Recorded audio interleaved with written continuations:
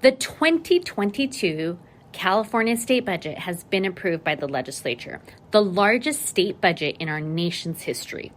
This budget builds off previous investments in education, healthcare, homelessness, and housing, while continuing to build a record reserve of $37.1 billion to help withstand future economic and budget challenges.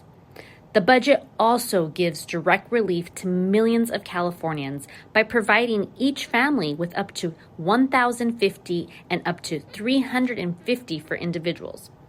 It provides record ongoing increases to K-12 schools, including funding for the Universal School Meals Program, before school, after school, and summer school programs, home to school transportation, and a statewide zero emissions bus program. Our higher education institutions across all three segments will receive $4 billion for student housing facilities and historic funding for the middle class scholarship to expand access to higher education.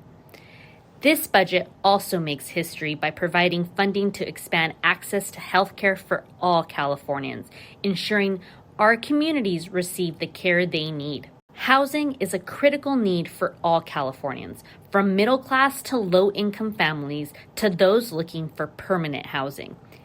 This budget makes continued investments to support Californians in a fast-paced housing market while providing local governments with more support to transition the unhoused into permanent housing solutions.